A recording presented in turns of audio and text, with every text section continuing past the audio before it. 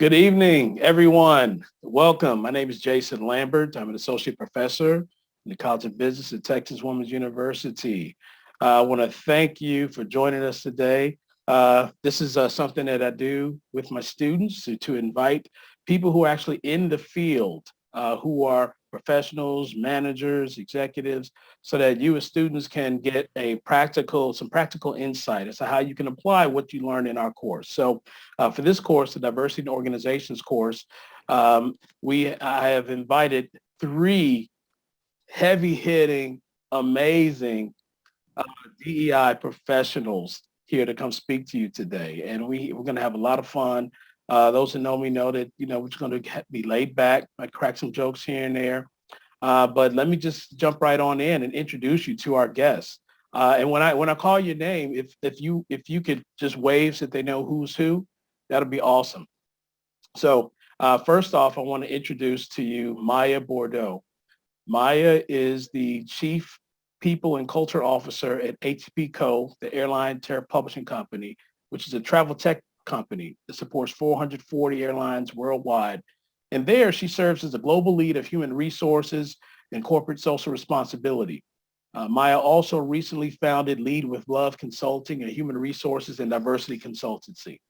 Now, prior to consulting, she served as the Chief Human Resources and Communications Officer at Tribune Publishing. In that role, Bordeaux had leadership oversight for all people strategies and programs, as well as all internal and external communications, and led a national team who provided HR and communication services to over 4,500 employees across the company's 8 markets. She has extensive human resources knowledge with expertise in strategic leadership, culture transformations and change management, employee engagement, talent management, merger acquisitions, diversity, equity, and inclusion, and executive coaching. Prior to joining Tribune, Ms. Bordeaux held the position of Senior Vice President, People and Culture for Wilton Brands, LLC. Ms. Bordeaux has previously held HR leadership positions with other reputable brands to include McDonald's Corporation, North Shore University Health System, and University of Chicago Medical Center. Ms. Bordeaux dedicates a significant amount of her time to public service, serving as a volunteer, and has served as director on several nonprofit boards, as well as provides pro bono legal counsel. She is also an accomplished public speaker. Ms. Bordeaux holds a JD and an MBA degree from Loyola University, Chicago, and a Bachelor of Applied Sciences degree from San Diego State University. Maya, I want to thank you so much for joining us today. Our next guest, Ilyce Murray, has her career in the diversity, inclusion, and equity field spans over the past 20 years. She has been responsible for building the diversity program at 2 Fortune 500 companies, as well as worked with various organizations in Missouri, Texas, and Illinois to further the diversity agenda at companies such as Dr. Pepper, currently Keurig Dr. Pepper, the Campbell Soup Company, and the Kraft Heinz Company. Throughout her career, Ilyce has worked to expand DI&E through the non-traditional path of compliance that allows her to focus on improving policies and processes. Ilyce feels this path has allowed her to have more impact on overall change in organizations where she has worked. She earned her MBA in management from Aberdeen University and her Bachelor of Science in Marketing from Missouri State University. Ilyce, thank you so much for being here. And our final guest, Dr. Gregory Stinyard, brings over 20 years of experience as a diversity, equity, and inclusion leader, coach, and partner to Fortune 500 insurance, retail, fulfillment, distribution, manufacturing, healthcare, and military leaders. He also served in the United States Army and retired after holding several senior leadership roles, including Equal Opportunity Advisor and Human Relations Advisor. With experience advancing DEI across all organizational levels, Gregory has a wide variety of subject matter expertise in compliance, supplier diversity, recruiting, retention, EEO, HR, and community partnerships. Gregory, or as we call him in our circle, Dr. G, currently serves as the Director of Inclusive Excellence Operations and Programs for American Family Insurance. In this role, Gregory has oversight and responsibility for building and delivering comprehensive DEI programs to help people learn better ways to lead inclusively, work together, and create more inclusive policies and practices to drive greater business results. He also partners with stakeholders across the enterprise to introduce DEI programs and educational opportunities to enhance cultural competencies and inclusive behaviors to inform and grow the business. Gregory drives an integrated DEI strategy by helping leaders achieve their goals, providing them with subject matter expertise, thought leadership, and consulting.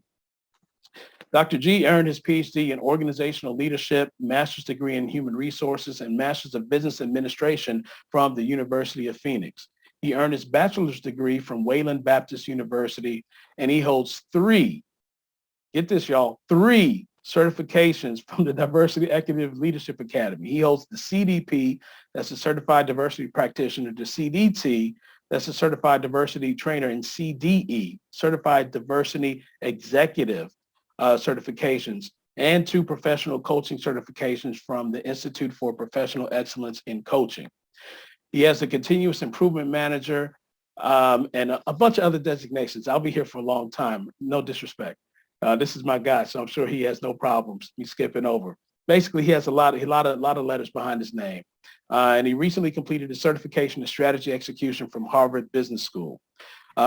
Gregory currently serves as an active board member for Big Brothers Big Sisters of Denton County, Texas, and he serves with me on the Denton, Texas Chamber DEI Council. He is a mentor for veteran members mentorship and a big brother for Big Brothers Big Sisters Lone Star High School mentorship program. He also volunteers his DEI expertise with Serve Denton and partners to assist in building their DEI strategy and policies. Gregory and his wife, Dr. Ilyce Stinyard, live in Denton, Texas, and have 3 adult daughters, 3 granddaughters, a grandson, and a chocolate lab named Bella. In his free time, he enjoys CrossFit, biking, kayaking, and I've seen all this stuff on Facebook. He's always out there, very active out there. And it says here that he's mastering his Texas-style barbecue skills for his family and friends. I plan on tasting some of that barbecue. Thank you for being on my panel today, Dr. G. So if y'all don't mind, I'm just going to jump right on in with questions. And for you in the audience, leave questions in the chat, and my colleague, Micah Gilman, will capture those questions for us. And I can't promise that all of your questions will get answered, but we will try our best. So this first question, I want to ask each of you. The first question is, I'm sure a lot of students want to know this. What attracted you to this field? How did you get involved, and what made you want to get involved in the DEI field? And we'll start, Ilyce, if you don't mind, you can go first. Thank you. It actually happened by accident. I didn't even know that I was a marketing major, and I took a role in HR. Didn't know anything about HR, but I guess they thought that I would do great in a role where I was responsible for affirmative action. So I did affirmative action. And at the same time, the company that I was working for, they didn't have a D&I or program. And so, you know, as I was going through, and I started out as a HR analyst, and that's how I got into building affirmative action and things like that. And so from a data perspective, I started putting our name out there to win awards for diversity and things like that. And so it just became part of my pursuit that I felt like I could actually help organizations grow, build the D&I programs where they didn't have any, but I do it from a numbers perspective. I'm all about numbers. So a lot of programs that I've worked with in the past and a lot of companies that I work with in the past are about, you know, some of the feel good stuff, but I'm really a numbers person. So I was always able to build a business case based on the numbers. So that was what it was attractive, because I felt like I could influence the business, also drive D&I in a way that I was passionate about it. Oh, wow. Thank you for that. Yeah, I like that you said you're a numbers person. I like that too. I'm all about the data. That's how I am too. The feel good stuff is also fun too, but it is. The data, that kind of helps me tell the story, you know, to get people to really understand what's going on. Maya, I'm going to ask you that question next. What attracted you to this field? Honestly, much like what Ilyce said, it was by accident. I was working for a company that where I was literally the only person of color in leadership, and they wanted to deploy a diversity and inclusion program. And of course, they come and ask the Black lady. And I had no real training or experience in or expertise other than living as a Black woman. And because of the way I am, I didn't feel that that was sufficient for me to, develop a whole company-wide strategy. So I took courses, went through some certifications, and at that time, it was only diversity, it was D&I, it was only diversity and inclusion, there was no equity. and that's really how my work specifically in this space began. I have a long career in human resources, and so there is significant overlap, obviously, between human resources and DE&I. Historically, it has been a function in organizations that sits within HR, but it is not a best practice. It's not anything that I recommend. But years ago, 25 years ago, diversity work was done specifically by HR professionals. Yeah, that's right. It sure was. There's a lot of history with that. Mhm. And it's funny that you mentioned the whole evolution of the letters. I remember it, like two, it was diversity, then diversity inclusion. And then a lot of journals, people would come out, it would be EDI. It was EDI. It was a journal I used to write for, equity, diversity, and inclusion. And then now we have belonging. So there's this, as we learn more, how it evolves. And justice. And justice, that's right, and justice, exactly. Thank you for sharing that. Dr. G, what attracted you to this field? Hopefully we still have him. Yeah. Oh, you still there? Great. Yeah, I'm still here. Yeah. Sorry, everyone. My as Jason may have mentioned, I'm up here at my corporate office, so my internet's so spotty in this hotel. But for me, joining this space or coming into this space is just like my fellow colleagues. I started off in HR. Started off in HR, not just in the civilian side, but mostly in my military career. But I came at it through the lens of I was watching people and wondering, I'm always very curious, like, why is a person like this? Why does a person have this belief? And before I knew it, I started picking it apart and understanding the culture and the person. And that's how I got into the EEO side of the military. Basically, as you get people or individuals from throughout the United States, different zones, different states, different cultural upbringings, putting those cultures together to accomplish things that less than 3% of our society volunteers to do, which is to fight and serve this country. So I got embedded in DE&I while in the military. The moment I transitioned out the military, it seems that once again, I went back into the HR field, but every organization I went to saw my need for people and that connectivity of people. And so they just automatically started gravitating me towards the DE&I space. And then I realized that, man, before I really get knee deep into this thing, I need to make sure that I fully understand it. So as you can tell from my credentials, I'm a lifelong learner. And so I just continue to learn and educate and read books and part of myself. And now I'm fully embedded within this space. So basically, I entered into the DE&I realm through the HR space, but I like to tie the hearts and the minds. And that's my approach. And that's how I've been doing it now for, God, Jason, I can't remember. It's been so long. People starting to flow together now. Yeah, I know what you mean. I know exactly what you mean. So you talked about how you all got into this field, what attracted you to this field. It's interesting how it seems like all three of you is kind of like, I don't want to say by accident, but it wasn't like 100% intentional. It's kind of one of those things, an opportunity presented itself and you stepped up to the role. And all three of you have been in this role or in this field, DEI, for quite a long time.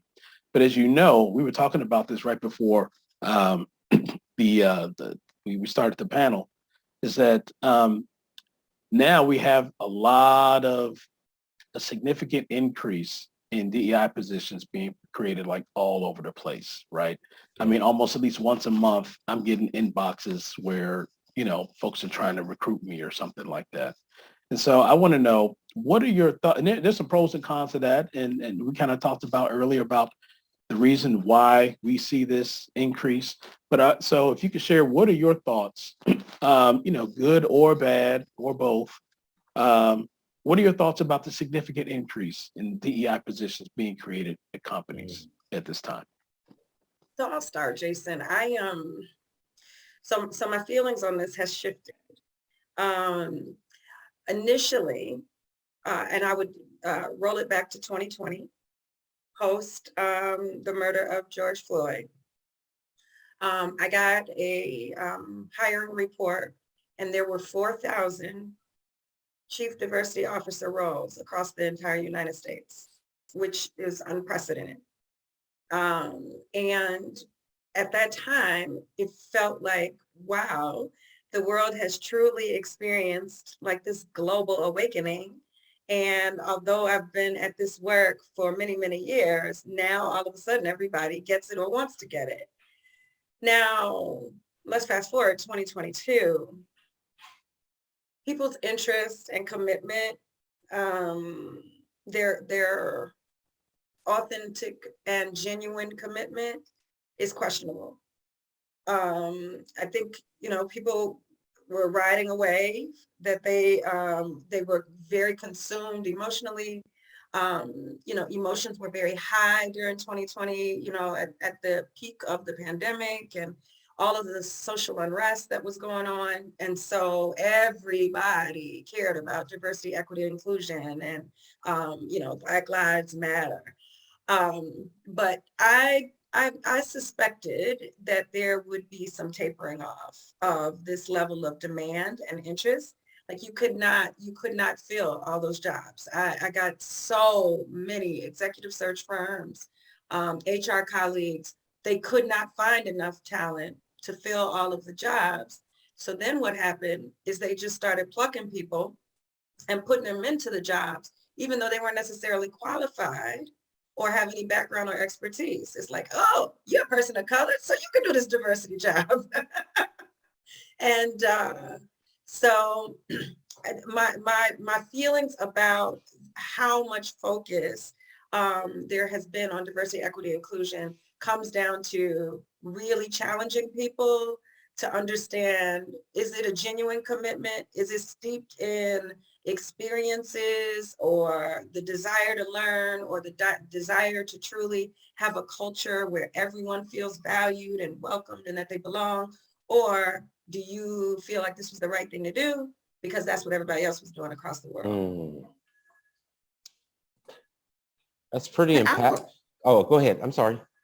No, I was going to say I can add to that, especially because my background, I've worked in CPGs, which is consumer packaged goods. And, you hear the saying, follow the money. So as Maya mentioned, in 2020, with the murder of George Floyd, we had a place where social and capitalism collided. And the reason why I say that is because similar to when a lot of organizations went through highlighting, African Americans in their marketing and things like that, we were seeing some of the same things happening, was that we were highlighting realistically because we knew that there was money that was to be made in those places because we weren't tapping into a market that was really open for us to get new consumers. And I kind of saw the change the same way. It's like we have to make these statements because we know that, from a social perspective, people are starting to really put their dollars where they feel socially connected. And so in similar ways, I was like, okay, this is not going to last because realistically, you cannot have a situation where yesterday it was, oh, we're doing this because, we're building our consumer base in diverse markets to, oh, we really care. And that's what a lot of corporations actually do. And so I started looking at things like doing the hard work because one of the questions that came out amongst me and my friends were, you have always noticed things that are happening in social spaces that you were not responding to as an organization. and being able to challenge them and say, but you weren't responding to this when, it was, someone else. And now that George Floyd is more on a global scale, now we're as a global organization drawing attention to this also to engage with people on a more emotional level. And it really felt like it was another marketing ploy. And then, of course, as was mentioned, they were putting people in these roles that were not qualified. But realistically, if we go through our own experience, none of us were qualified. And passion became the biggest qualification. But what we noticed too is that the tenure for these people who were put in there is short. It's a lot of them are turning over in 2 years, and that's because they're recognizing that once they get into those roles, they are not able to make the impact, because realistically, money and social is colliding, and that money is always going to win when you're talking about, corporations. So. Wow. I agree with everything you said. Yeah. And I would also add, they realize it's hard work. Like, so many people underestimate this work and think it's a fluff job. Yeah, it's a lot of hard work. Yeah. A lot of heavy lifting, Dr. G, what are your thoughts?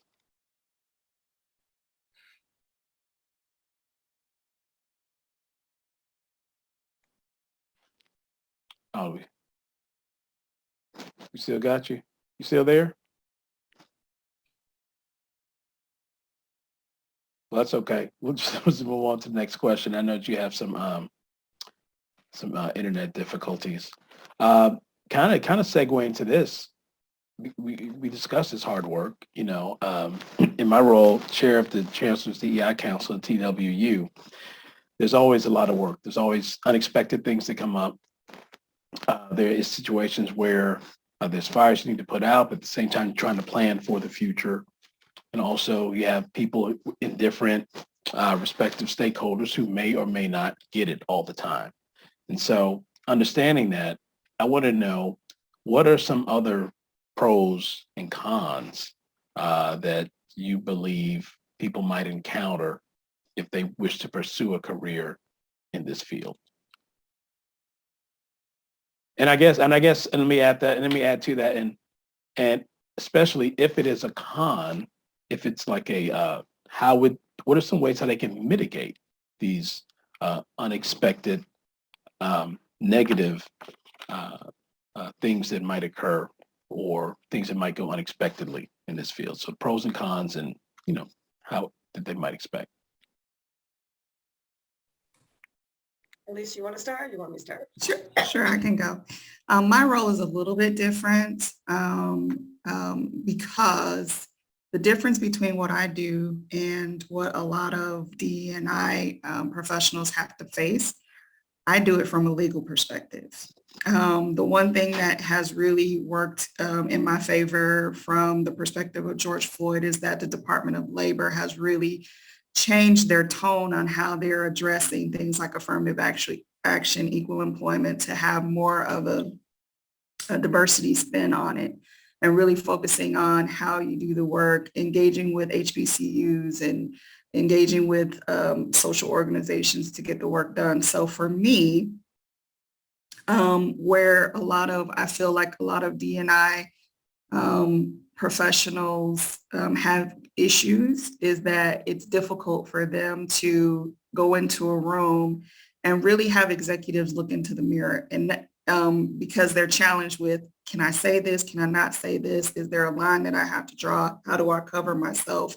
How do I ask the hard questions without, putting my job in jeopardy? And early in my career, someone told me, if you are not worried about getting fired every day, you are not doing the work that you're supposed to do.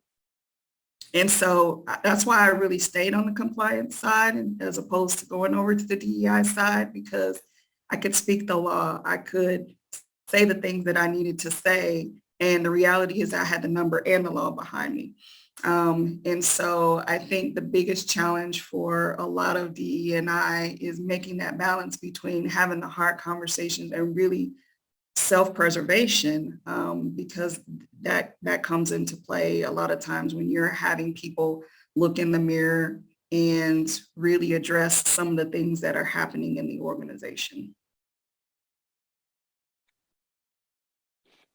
I agree with all that you've said. I'm in a unique or hybrid role in that I'm an HR executive, but I'm also a lawyer. So I'm licensed to practice here in Illinois, and oftentimes am able to command a different level of respect when I'm giving counsel from an HR and a diversity perspective, because they also know that I'm a lawyer. But when I think about the pros and cons of doing this work, I'll start with the positive. The pro being that I don't view it as a job. I view it as my life's work. I truly believe that I'm living in my purpose, and it's very, very rewarding when you're actually making progress, which is a good segue into the cons. And the cons is oftentimes you will be in a role for years and not feel like you have made progress, primarily when the senior leadership team is not genuinely committed to this work and creating a diverse and inclusive and equitable work environment. So when you don't have senior leadership support, and when you have a CEO who doesn't get it, you're spinning your wheels and wasting your time, because in order for this to be effective, it has to come from the top, and it has to be supported by the highest levels of the organization. I argue even the board of directors of any organization should have some input and some review of the work that is being done from a diversity, equity, inclusion perspective. And then the senior leadership team, if they aren't committed, oftentimes this falls flat, and it's just not sustainable. It lives for as long as the person that's in the role.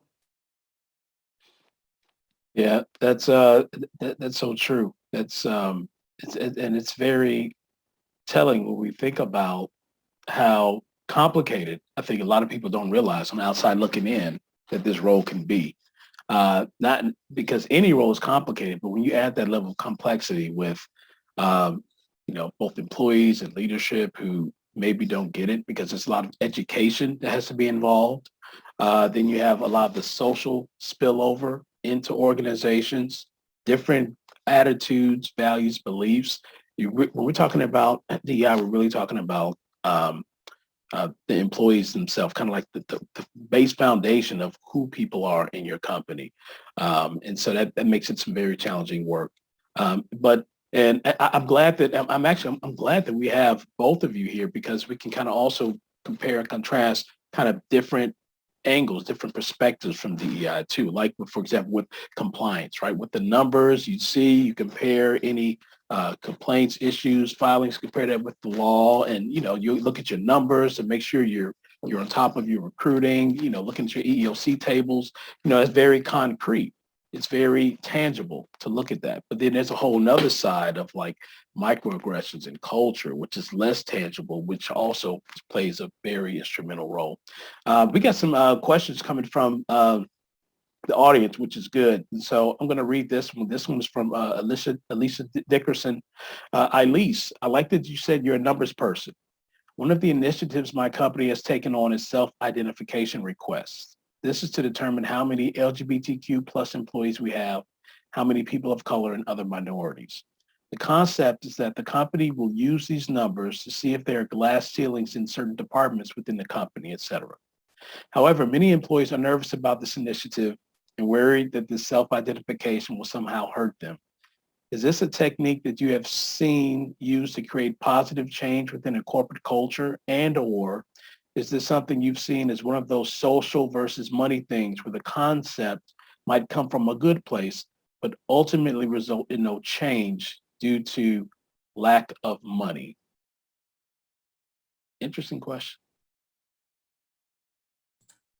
That's actually a great question, because I just recently went through this situation with trying to update self-identification designations for a group of people. And the amount of pushback that I got was alarming to me because I'd never noticed that before. I hadn't noticed it prior to George Floyd, but I think realistically, if we could draw a line in the sand of when people became aware of some of the things that were going on in the world, I think that's it. I think previously when you talk about applying for a role, a lot of times people were like, I'm nervous about putting my race and gender because I'm applying for the role and maybe they will not, select me because of that. And it seems like the tone is a little bit different. It's not because I'm afraid of what they're going to do. It seems like it's more or less like, what does this mean? How are they going to use this information? So I just say for an organization, if it's really, and it's really, the question is really twofold, because on one hand, you're saying we're trying to see where there's a glass ceiling. And then on the other hand, it's like there's these initiatives that are going on. Those are really kind of two different studies. That's where you get into the HR compliance versus the DE&I. And so I'll address the one as it relates to glass ceiling, because those are studies that I've done before. And if that's the case, you can do that realistically without really engaging your employees or raising those red flags to say, okay, what are they going to do with this information? Because you pretty much already have that information.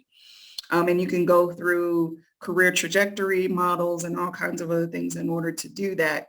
And so what comes out of that is realistically where you get into your foundational DE&I work. You're saying, oh, we looked at the numbers and here's how we're going to build or close these gaps. And I think a lot of times people think that if we say, oh, we're going to capture these numbers, oh, we're interested in hearing from you, that people will be like, oh, that's wonderful. But realistically, our employees, our associates want to see the actual change happening. So I don't need you to tell me that you're going to count me. I need you to say, we counted the numbers and now we notice that there's a gap. Here's what we're going to do. And I think that's where organizations miss, because, and going back to the point of people who are not skilled to do the work, it's like we have this information now, and what do we do with it? And I think that's where employees get more engaged with D&I and seeing it more genuine, because their organization is actually taking the initiative to say, here's how we want to build engagement. Here's how we want to build the careers of our employees. When people mention money to me as it relates to DE&I always get heartburn, because I think about how much money they spend on things that are unimportant. And then DE&I, if you have a speaker, you can have a speaker that's talking about productivity. You can have a speaker that's talking about wellness. But then when you get a speaker that's talking about DE&I, they kind of lowball the amount that they pay them, and how much money they give their resource groups is less, and they're constantly taking money away. These organizations, they have money to do the work if they want to do the work. And so you always have to challenge them to say, are you really wanting to do the work? Because what gets measured gets done, but also you cannot expect people to eat rice and think that it's a meal. You have to actually invest in that. And that's one of the things that we can challenge the organizations, that if this is something that you believe in, put your money where your mouth is, invest in that thing. Stop lowballing, the E&I programs, stop lowballing the training programs, be open and honest about the work that gets done and what we're training for. Be able to look in the mirror. And if you're not able to do any of those things, we're not going to reach any of the marks that we say that we have as it relates to DE&I. Yeah, you bring up a few good points. Oh, I'm sorry, Maya, go ahead. No. You said it. She made some really great points, and what I would add to that is, when companies are going through any type of cost containment or cost reduction, this is one of the first places that they go to strip costs. because at the end of the day, businesses are about making money. And so they focus primarily on investing on that which generates revenue, right? And so investing in your people definitely has a long-term payoff, but many leaders are short-sighted, and they don't realize that when they don't invest in this, one, you will not be successful, you will not have sustainable change. Yeah, that's so true. All what you all have said resonates with me because the few companies I've had a chance to work with going inside their organizations, everyone is always, yeah, we want to do all of this. And then when it comes time to actually do it, there's this hesitation. And I think that it's a number of things. It's that fear of the unknown. It's miseducation. It's also, of course, there is bias as well. There's always those people in our organizations. But I think, at least you mentioned something too about how in the past, especially a lot of DEI professionals who maybe were inexperienced. Okay, we collect the data, we know what's going on, but then the next step, it's like they don't know what to do, right? And so, it's important to make those connections also to help leaders really understand, oh, this is why we need to do this. Like, okay, how does this relate to turnover? How does this relate to, our ability to attract the best talent? And I think sometimes that mark is missed, whereas we know where we're at, and then it's like we're just going to throw dots. We don't have the evidence-based practices that someone like, you all who have done the training, you had the passion, and like me, and then went back and said, well, I need to learn about this for real, this craft, are able to then do that. And so there's also a lot of time that needs to be put in energy into rebuilding, in a sense, the brand of the DEI practitioner. It's in some roles too, I think so. Here's another question. This is for the team from Jennifer.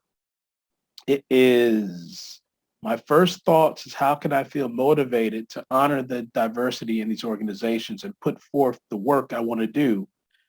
So many of these organizations are starting with positions in this field with little financial value for the leader. Interesting question. Now, I'd say at one time there's a lot, right now, there's a lot of positions out there where they're trying to pay big bucks, but there are companies who are trying to shortchange people too.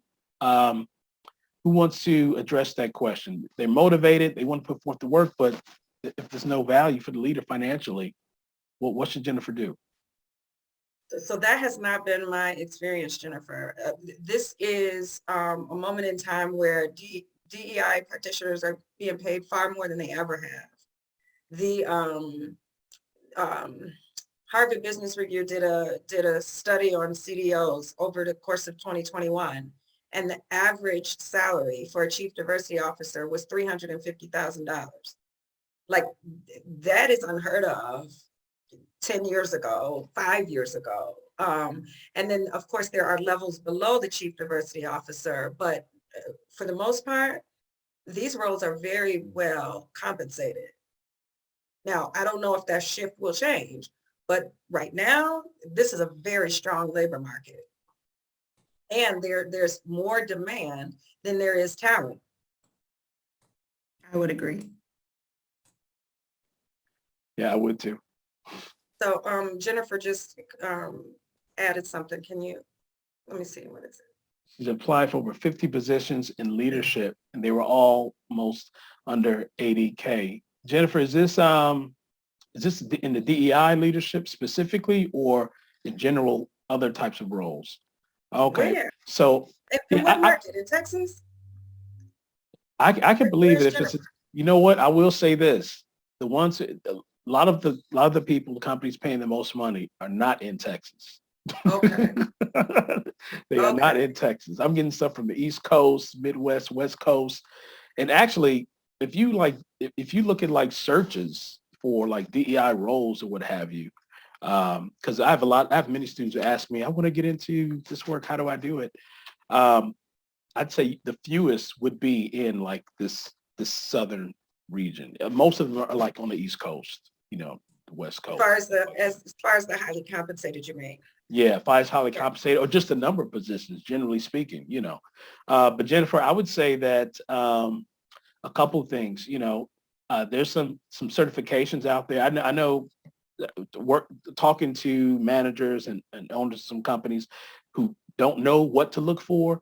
That's what they're looking for now because they've been burned in the past. Now they're looking for that certification, that CDE, Chief Diversity Executive, or the CDP is a good one, Chief Diversity Professional. I'm not chief. What am I saying? Certificate, certified diversity professional, or certified diversity executive. I think that's in my mind right now because I was just at a workshop where you were talking about how, replacing that term with senior diversity because of the negative connotation it has for the Native American Indian population. But that's why the word's in my head. But okay, you said you'll look into that. Thank you. And get back to me, Jennifer, too. Let me know what you find and what's going on. And if you need help, reach out to me. And so many of them are remote. So, yes. So she doesn't have to apply for jobs just in Texas if you're in Texas. So many of the diversity roles are remote now. Yeah. I will say though that from my career as it relates to financial gain, my ability to be mobile, in my intro, I've been in Kansas, I've been in Missouri, I've been in Texas, I've been in Illinois. My ability to be mobile has allowed my path in financial gain to be faster. And it is correct that on the East Coast, just as a practical insight, when I moved from Texas to the East Coast, my salary went up 20,000.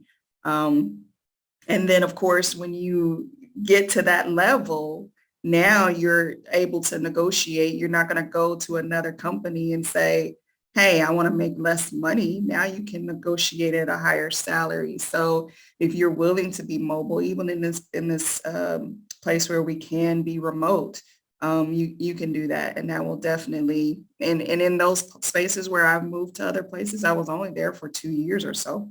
So you can definitely make that transition if you're willing to be mobile. Yeah, thank you for sharing that, Ilyce. Bridget Roberts has a question. Do you all believe hierarchy transactional accountability is needed for transformative DEI measures in organizations to stop tokenization processes?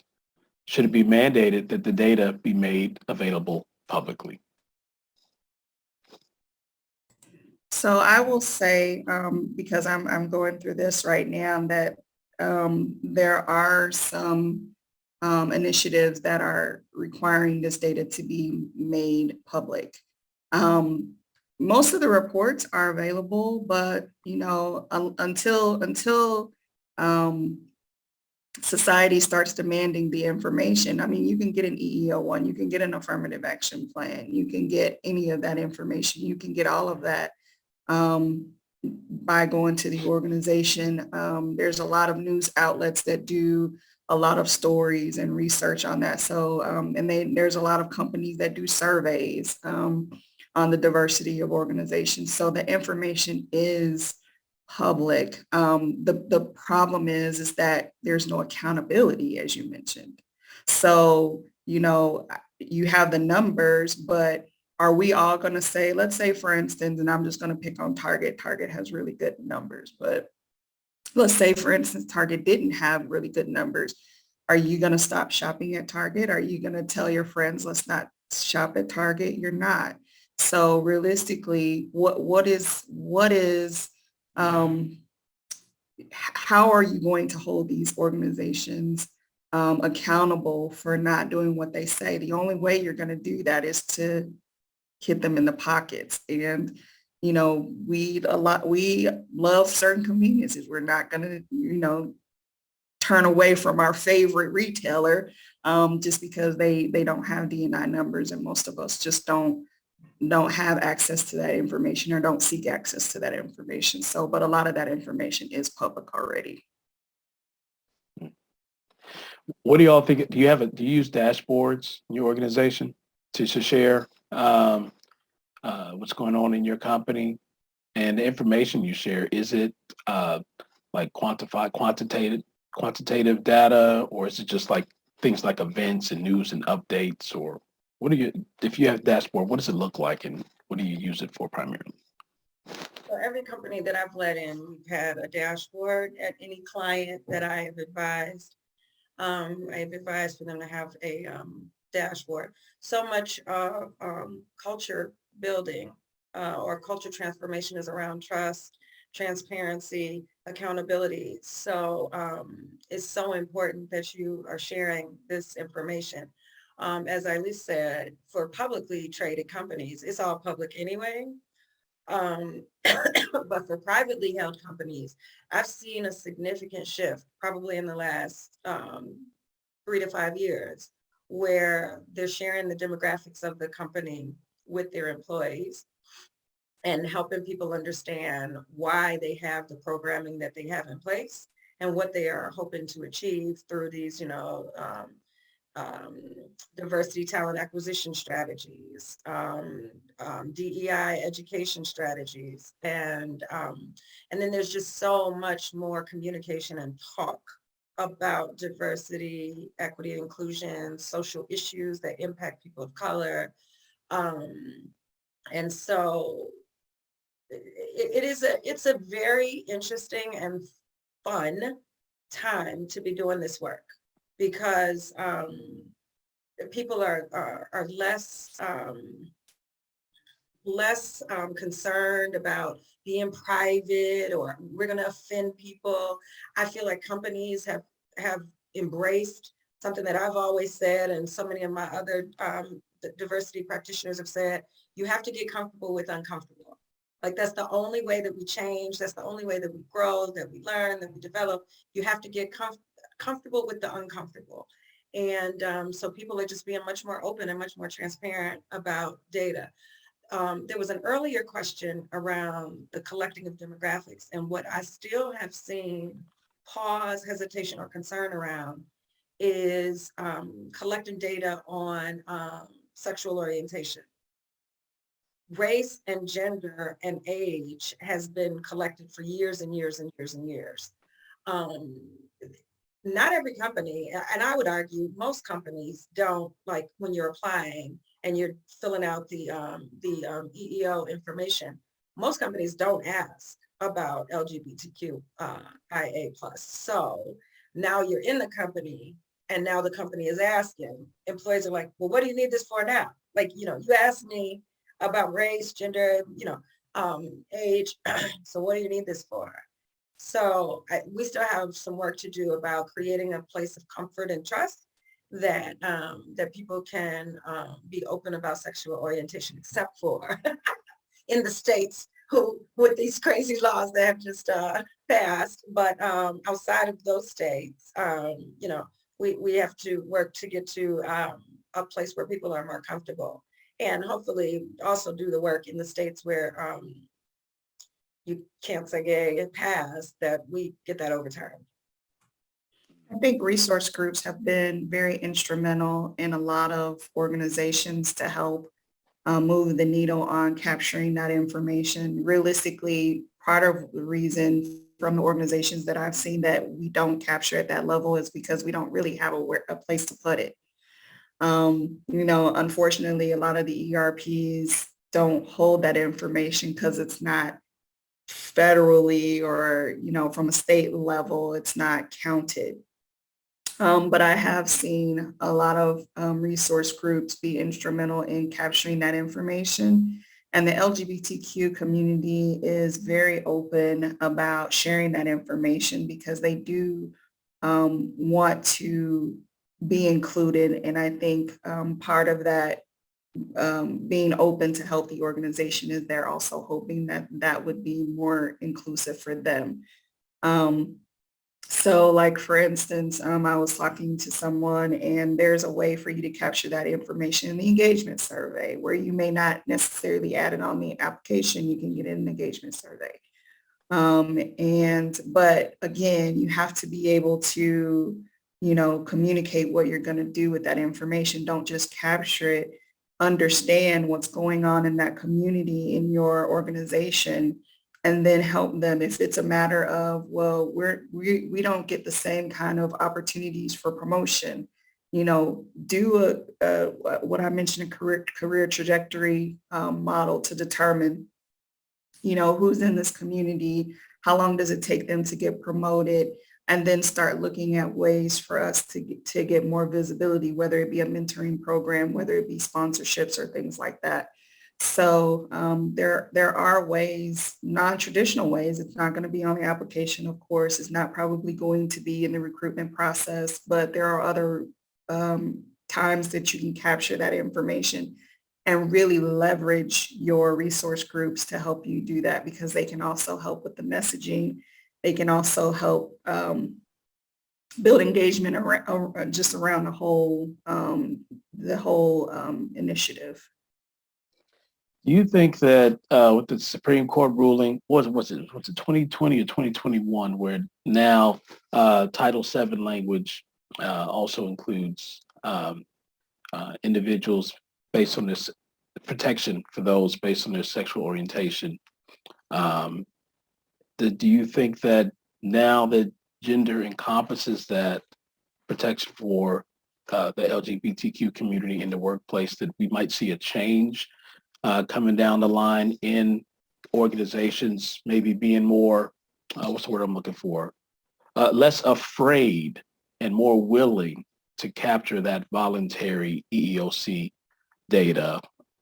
Or do you think that since that it's it's weird because that happens and then you have all these other, this fight going on now between state and federal all the time to try and bring, to wind back what federal legislation puts in place.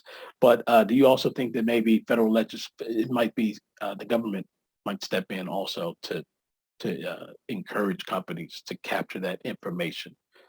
Similar to why the Equal Employment Opportunity Commission was founded in the first place. Do you think that they'll follow up on that?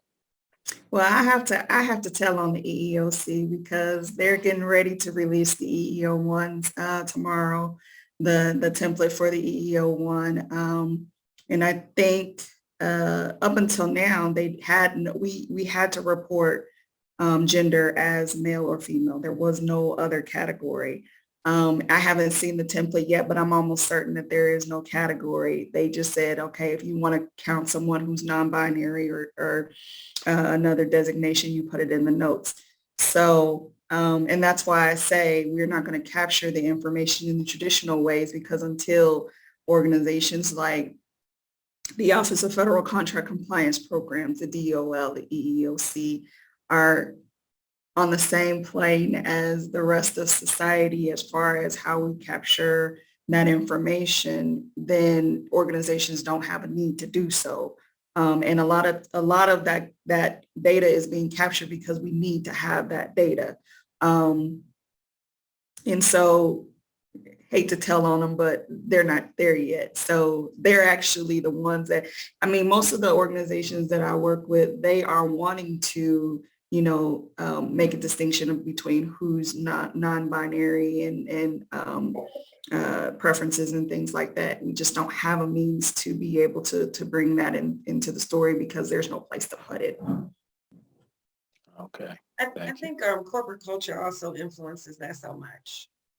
The comfort level to be able to go out to your employees and collect this data has everything to do with the corporate culture. Are they an open and liberal environment? Is it very conservative?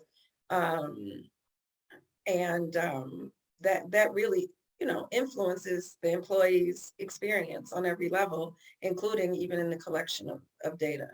So I agree with Ilyce's earlier comment about leveraging ERGs to try to help create that place of comfort, but they can't do it alone.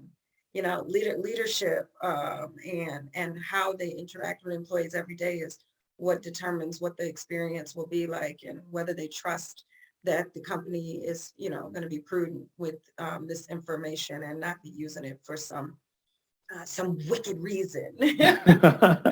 Right. All right. So we have a few minutes left. And so I want to ask each of you this question as we close. And when I ask you this question, I know this is going to be a tough question. Okay. I'll preface this by saying that it's going to be a tough question. And I understand that this answer is not going to be like the golden answer because there's so much stuff that has to be done and implemented in organizations as it relates to DEI. But if there was one thing, and we know there's not one thing, what would you say is the most important thing organizations must do to sustain an inclusive work environment? And I'll give you time to think about it. We know there's not one thing, but if you had to rank, what's the most important thing that organizations should do to sustain an inclusive work environment? Jason, I think I touched on this earlier. My answer would be genuine leadership commitment.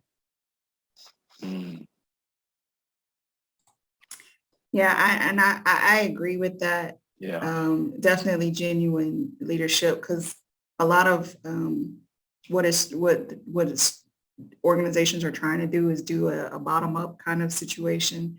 But I think my answer would be listen to the voices, but the voices actually have to be at the table. And I'll give an example. I was in a meeting with the team and we were talking about DE&I, and the group that we were talking about was not represented in the room at all.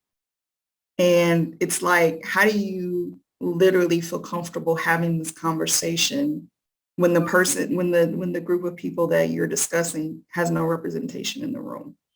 And that happens a lot, especially like as we're moving DE&I away from HR. A lot of times you would have those conversations and it'd be, HR is largely white women. And, white women are making decisions about the whole gamut of diversity that's in the organization. And not only do they not have experience in those areas, they a lot of them didn't even, run in circles with people who were diverse. They go home to a very homogenous existence.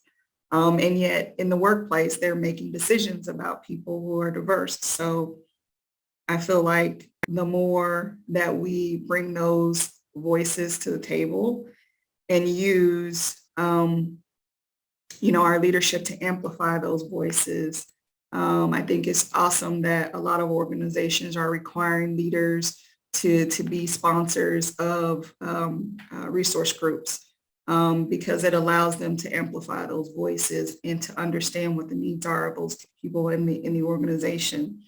I think that we'll be able to see more things happening. Well, I'm hoping we get to see more things happening in organizations to move the needle to be more inclusive. Thank you. Thank you so much for that. We have a lot of students who are professionals who come from all different types of industry backgrounds, different levels, leadership in organizations. So if you could share your Twitter handle or LinkedIn or something like that, is there some place where people can find you or follow you or learn more about who you are? It would be probably easiest to find me on LinkedIn. Okay. And I'm Maya Bordeaux, middle initial A. Yeah, LinkedIn would be easiest for me as well. And I'm Ilyce, that's an I, capital I, lowercase L. I always get LLs. It's capital I, lowercase L, Ilyce Murray. Thank you. That's interesting. The person introduced me to you when they forwarded me your information, there were two L's in it. Yeah. I think I may have sent you an email with two L's. Who knows? Anyway, thank you so much. This is awesome. I'm glad y'all came. It was great having you come talk to us about I learned a lot. I'm sure the students did too. As you can look in the chat, we see people sharing information and comments about how much they loved it. It was also great catching up with you, Maya. For those who don't know, we knew each other like since high school. So, so we haven't seen each other in years. So this is also great. And it's funny how we're all on the same journey. Only 5 years. 5, yeah. Yeah, that's it. Yeah. We graduated in, you do the math, right? 2017. Anyway. Well, thank you all for coming again, and enjoy your day. Peace out, y'all, from Dr. J. Thank you so much. Thank you.